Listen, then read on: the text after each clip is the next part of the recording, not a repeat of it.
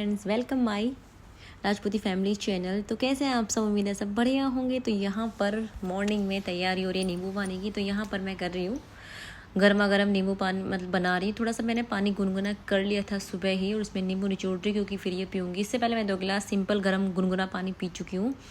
फिर नहा के भी आ चुकी थी क्योंकि अब 17 तारीख है तो श्राद्ध लग चुके हैं 17 से।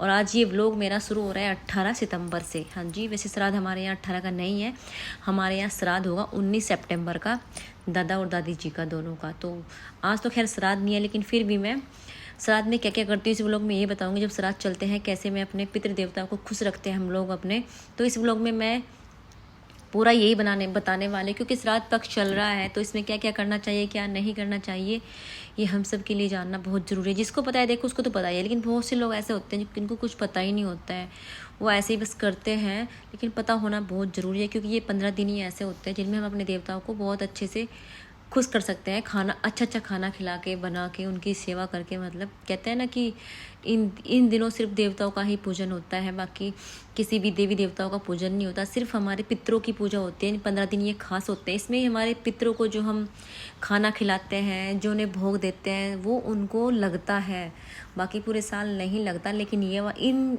दिनों में खाना खिलाया हुआ उन तक जाता है, वो हमारे घर भी आते हैं, खाना खा के जाते हैं। तो बस इस व्लॉग में यही होने वाला है। और ये व्लॉग मैंने 18 की मॉर्निंग से ही शुरू कर दिया था। सुबह सुबह मैं 4:30 उठ गई थी। बच्चों का गुड़िया का पेपर था, बेटे का पेपर नहीं था, तो गुड़िया पेपर देने जाएगी। और यहाँ पे मैंने अपने बाल भी धो लिए थे मॉर्निंग में ही, क्योंकि सुबह सुबह बाल धोना अच्छा रहता है। तो फ्रेंड, बारिश के बाद देखो धूप कितनी शानदार निकली। 3-4 दिन से हमारे यहाँ लगातार बारिश थी और आज धूप देखो कितनी बढ़िया निकली है। और पूरे कमरे में ना धूप आ रही है। देखो दीवारों पे भी कैसे पूरी धूप आ रही है पूरे कमरे में। देखो कितनी शानदार धूप निकली है आज, बिल्कुल बढ़िया धूप है। उधर से बालकनी भी धो दी है हमने, क्योंकि बारिश की वजह से बहुत गंदी हो गई थी बालकनी, तो इसको वॉश कर दिया है। और सूरज भगवान हमारे, और इस रूम में ना सभी रूम में हमारे सुबह की निकलती धूप आ जाती है और बहुत अच्छा लगता है। मतलब थोड़ा सा देर धूप में बैठ के, मैं तो यहाँ बैठ जाऊँगी बेड पे और धूप का मज़ा लूँगी। हाँ जी गाइस, तो बच्चों का नाश्ता बना दिया था, लंच पैक कर दिया था गुड़िया रानी का। वो तो कभी ले जाती है कभी नहीं ले, हालांकि उसके एग्ज़ाम चल रहे हैं तो वो अब लंच करके जाती है। मतलब नाश्ता 2 ड्राई फ्रूट ले लेती है, बाकी वो लेके नहीं जाती। और यहाँ पर मैंने और हस्बैंड जी ने चाय पी थी, और हस्बैंड जी चले गए थे फटाफट चाय पी के, और मेरी चाय बची हुई थी। क्योंकि मेरा क्या है, मैं बहुत सिप करके चाय पीती हूँ, और हस्बैंड क्या करते हैं बहुत फटाफट से चाय पीते हैं। वो खैर बैठे रहते हैं, लेकिन मेरे कैमरा सेट करना उस टाइम याद नहीं रहा, तो उनकी क्लिप निकल गई, मतलब बना नहीं पाई मैं। बाद में मैंने सोचा चलो वीडियो बना लेती हूँ, तो मैं यहाँ पे अपनी ही वीडियो फिर बनाने लगी। और बाल मेरे थोड़े थोड़े सूख रहे हैं, तो मैंने फ़ैन चला रखा है, तो बाल भी सूख जाएंगे जो मैंने वॉश किए थे। और थोड़ा सा चाय का मज़ा धूप के साथ में, क्योंकि धूप कई दिनों बाद निकली थी तो बहुत ही अच्छी लग रही थी। और ये देखिए बाहर का नज़ारा कितना मतलब अच्छा था। तो इस विंडो में से ना, बहुत सामने की विंडो है दूसरे रूम की, ये दूसरे रूम है बच्चों वाला, इसमें से यहाँ का बालकनी का नज़ारा हमारे बहुत अच्छा लगता है। तो अब भी टाइम हुआ है फ्रेंड्स लंच बनाने का। तो यहाँ पे मैं नाश्ता वगैरह सब हो चुका था, क्लीनिंग झाड़ू पोछा मैंने कर लिया था, जो मैंने इसमें नहीं दिखाया क्योंकि मैं पिछले व्लॉग में अपना क्लीनिंग व्लॉग डाल चुकी हूँ। तो यहाँ पर मैं बना रही हूँ, लंच की तैयारी कर रही हूँ। लंच में बना रही हूँ राजमा। और राजमा मैंने बहुत ज़्यादा गलाया, सीटियाँ दी इसको, लेकिन फिर भी थोड़ा खड़ा रह गया था। तो मैंने क्या किया, इसको आलू मैशर से मैश कर दिया ताकि ये खड़ा खड़ा ना रहे। क्योंकि मैंने क्या किया, छोटा राजमा आता है एक और एक बड़ा आता है, दोनों को मिक्स करके बना लिया था आज। और मैंने इसको छोंक भी दिया है, और छोंकने के बाद में मैं इसको अभी इसमें पानी वगैरह डालूंगी और मसाले डालूंगी। बस अभी तड़का तैयार करके इसमें ये तेल वगैरह में और मसाला डाल के भून के मैंने इसमें राजमा छोड़ दिया था। थोड़ा सा 1-2 आलू भी डालूंगी बॉईल किए हुए, क्योंकि बच्चे खाली राजमा खाएंगे नहीं। तो यहाँ पे 2 आलू डाल दूँगी ताकि बच्चों को थोड़ा टेस्ट आ जाए। क्योंकि वैसे तो खाली राजमा भी अच्छा लगता है, पर मेरे बच्चे क्या है, उनको आलू ज़्यादा पसंद है, राजमा पसंद नहीं, छोले बहुत पसंद है। तो बस मैं यहाँ पे बच्चों के लिए फिर ये सब्जी भी तैयार कर रही हूँ। थोड़े से आलू भी डाल दें ताकि बच्चों को टेस्ट आ जाए। और मसाला डाल दूँगी वही नॉर्मल मसाले, हल्दी, नमक, मिर्च, धनिया पाउडर और गरम मसाला भी ऐड कर दूँगी। और हींग का तड़का दिया था मैंने इसमें। और आज श्राद्ध भले ही ना हो, 18 तारीख है, श्राद्ध भले ही ना हो हमारे यहाँ पे, लेकिन मैंने क्या सोचा है कि मैं पूरे श्राद्ध 15 दिन के होते हैं, 15 के पूरे श्राद्ध डेली तो मैं गाय माता की रोटी निकालूंगी। पहले से निकालते हैं हर साल हमारे यहाँ, गाय माता की रोटी निकालूंगी और ऊपर जो हमारे कौवे होते हैं उनको भी एक रोटी और जल का लोटा हम दे दिया करेंगे, ताकि भले ही हमारे से भूल चूक होगी 15 इन दिनों में वो हमारी ठीक हो जाए। और क्योंकि कहते हैं ना कि कुछ लोग कुछ को हम भूल जाते हैं या छोड़ देते हैं, जैसे जैसे आगे आगे पीढ़ी दर पीढ़ी बढ़ती है तो आगे क्या करते हैं, जैसे नए नए लोग आते हैं, नई पीढ़ी चालू होती है तो वो क्या करती है, पिछली पीढ़ी वाले के थोड़े से रूल्स फॉलो नहीं करती, कुछ छोड़ देती है। तो कुछ अगर हमारी मम्मी वगैरह भूल गई होंगी तो हम गाय की रोटी डेली निकालेंगे इन 15 दिन में। 2 रोटी, एक रोटी हम कौवे को जिमा देंगे, एक रोटी गाय को खिला देंगे। उस पर कुछ मीठा वगैरह, चाहे हमने कुछ ना बनाया हो, सिर्फ चीनी रख देनी है या कुछ गुड़ वगैरह रख देना है, या फिर चावल रख दो हल्दी लगा के। तो ये हमें डेली खिलाना है, देवताओं को, पितरों को भोग लगाना है। और जिस दिन श्राद्ध होगा, खैर उस दिन तो पूरा पकवान बनेगा ही, लेकिन बिना श्राद्ध वाले दिन भी हमें ये सब करना चाहिए। सभी बोलते हैं ये, क्योंकि ये दिन खासकर होते हैं हमारे देवताओं के ही, पितरों महाराज के ही, तो इनमें ये काम तो करना होगा ही। तो मैं यहाँ पर फटाफट से 2 फुलके उतार दूंगी, पहले पितरों के लिए, एक गाय के लिए और एक, क्योंकि गाय में भी 84 देवी देवताओं का वास होता है, तो गाय को भी मगर रोटी खिलाते हैं। कौवे ना हो तो कोई बात नहीं, तो गाय को भी खिला सकते हैं। तो मैं ऐसे गर्मा गर्म 2 रोटी निकाल के अच्छे से देसी घी से इनको चुपड़ करके उन पर चीनी का भोग लगा के और गाय की निकाल के, और बेटे, क्योंकि हस्बैंड तो अभी नहाए भी नहीं है, वो तो बाहर है, वॉक पे गए हुए हैं, तो बेटा नहा लिया था मेरा, तो उसके हाथ में जल का लोटा और कौवे को भोग लगवा दूंगी, पितरों महाराज को तिला दूंगी, ऊपर छत पे भेज दूंगी, ताकि अच्छे से वो, क्योंकि ये जो है ना कौवे वगैरह सुबह सुबह ही आते हैं, फिर जितना लेट होंगे, हस्बैंड तो 10 बजे के अराउंड जाते हैं। और अक्षत को मैंने फिर ये 7:30 बजे अक्षत नहा लिया था, तो उसके बाद जब मैंने लंच की तैयारी कर रही थी तो उसके बाद मैंने फिर ये उसको बना के दे दी थी। क्या पहले मैं ये बना के दे दूँगी, बाकी खाना पीना मैं बाद में बनाती रहूँगी, पहले मैं देवता महाराज का ये निकाल दूँगी। तो यहाँ पे बस मैं 2 रोटी ये निकाल दूँगी। आप लोग भी डेली निकाला करें। अगर आप लोग के यहाँ गाय नहीं है तो छत पे 2 रोटी को तोड़ के चूरमा सा बना के, उनका मतलब टुकड़े तोड़ के उन पे थोड़ा सा चीनी का और हल्दी घी का डाल के आप छत पे रख देना अपनी प्लेट में डाल के।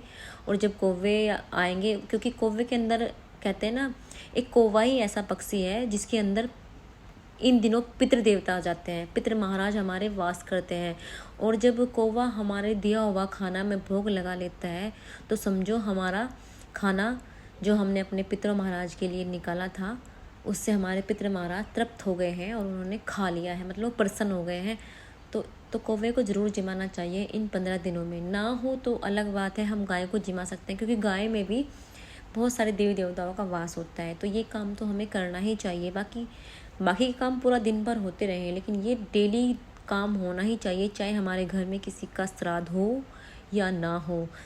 और कल तो खैर हमारे यहाँ पे श्राद्ध है ही, 19 सितंबर का श्राद्ध है दादा दादी जी का, तो उसमें तो मैं अच्छा सा खाना पकवान वगैरह बनाऊंगी उनके लिए। और ये जल का लोटा और मैंने 2 रोटी चीनी तैयार कर दी है। और यहाँ पे अक्षत को मैंने छत पे भेज दिया था, और ये मैंने यहाँ पे पितरों महाराज के लिए ये निकाल के रख दिया, वो आएंगे जीम लेंगे। और फिर इसके बाद में, और जैसे ही हम तो मतलब श्राद्ध में खाना बना लेते हैं तो हमें किचन बहुत अच्छे से साफ़ करनी चाहिए। वैसे देखो हम डेली किचन अच्छे से साफ़ करते ही हैं, लेकिन इस टाइम पे भी हमने गैस स्टोव वगैरह सब बहुत अच्छे से साफ़ कर लेनी चाहिए, क्योंकि इन दिनों देवता महाराज का हमारे घर में वास होता ही है। और वो खाना खा के तृप्त होके फिर चले भी जाएंगे, तो पूरे घर को साफ़ सफाई अच्छे से करनी चाहिए। अपनी किचन खाना बनाते ही बिल्कुल क्लीन कर देनी चाहिए, झाड़ू पोछा किचन में अच्छे से कर देना चाहिए।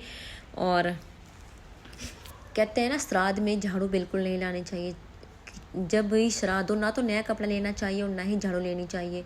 तो इन 15 दिन में आप कोई भी नया बर्तन, नई झाड़ू या नया कुछ भी, मैं तो सोचती हूँ गैजेट भी ना लें, क्योंकि जब भी हम कोई नया काम करते हैं वो करना ही नहीं चाहिए, क्योंकि नया काम करना शुभ होता है इन दिनों।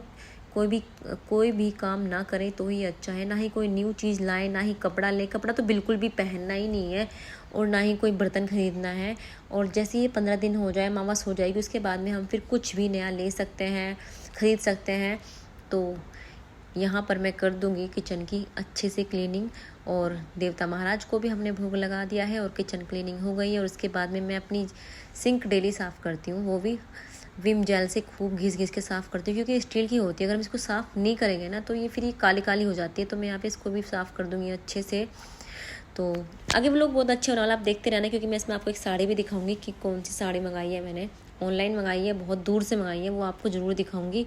तो फटाफट ये सब काम कर दूँ। अक्षत की छुट्टियाँ आए ना तो अक्षत ने बड़ा परेशान कर रखा है घर में। जब बच्चे घर में रहते हैं बड़ा बोर कर देते हैं। अक्षत की डुग्गू की छुट्टी है, बाकी गुड़िया रानी चली गई है और बहन का बेटा डुग्गू भी यहीं पे है, तो दोनों बच्चे बड़ी बाहर शोर कर रहे थे। तो मुझे फिर वॉइस ओवर ही करना पड़ता है वीडियो में, क्योंकि फिर बाहर इसकी जो साउंड होता है ना वो आता है वीडियो के अंदर, वो अच्छा नहीं लगता और कॉपीराइट भी दे देता है फिर यूट्यूब। तो यहाँ पे मैं ओरिजिनल साउंड ऑफ करके ओनली अपना ही वॉइस ओवर करती हूँ और फटाफट से सारे बर्तन क्लीन करने के बाद में फिर बाकी के काम करूँगी।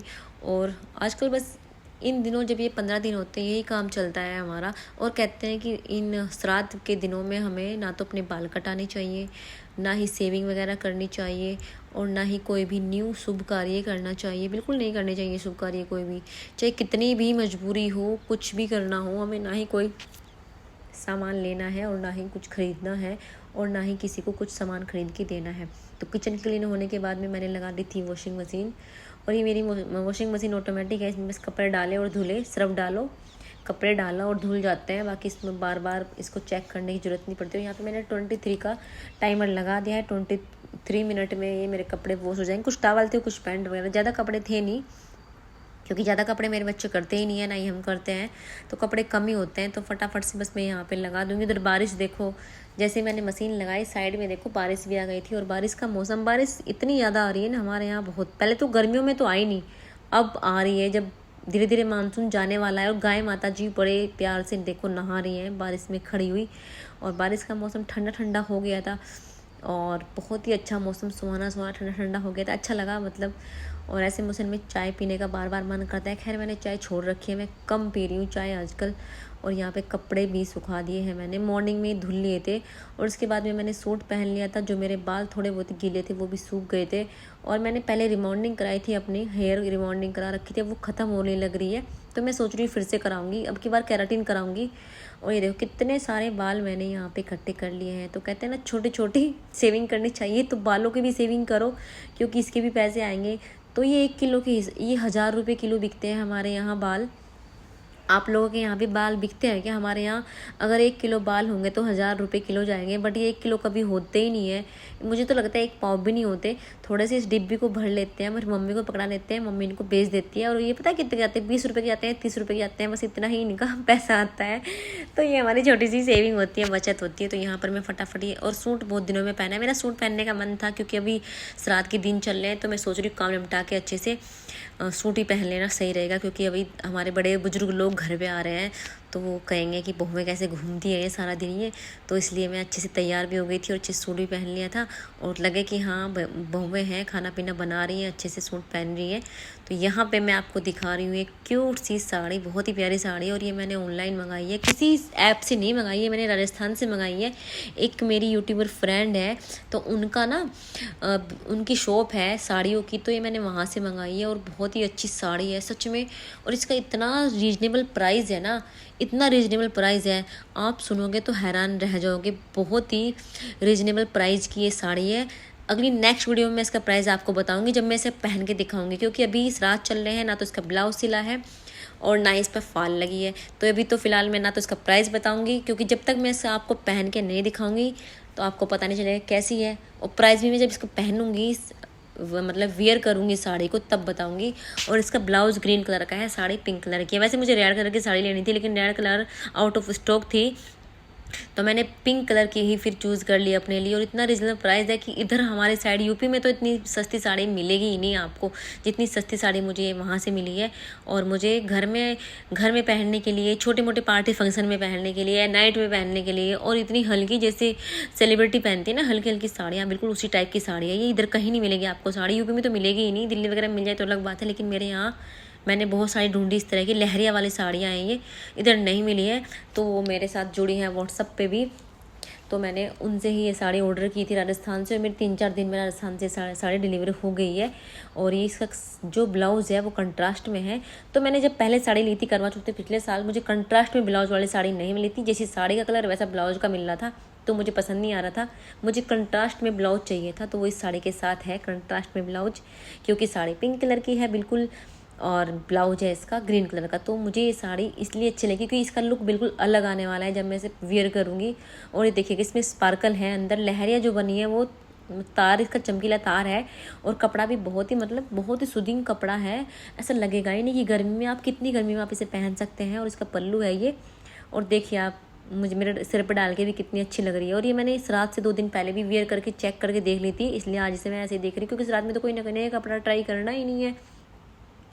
तो बस मुझे इस साड़ी की बड़ी जल्दबाजी है कि जल्द से श्राद्ध ख़त्म हो और कब मैं इस साड़ी का ब्लाउज और फॉल स्टिच कराऊं, और फिर मैं आपको इसे पहन के दिखाऊंगी। फिर मैं नवरात्रों में इसे ट्राई करके दिखाऊंगी कैसे ये लगी है साड़ी मुझ पे। अगर आपको ये साड़ी अच्छी लगेगी तो आप भी ऑर्डर कर सकते हैं, आपकी मर्ज़ी है। तो मैं आपको भी ऑर्डर करवा दूँगी ये साड़ी। तो वीडियो अच्छी लगे लाइक शेयर सब्सक्राइब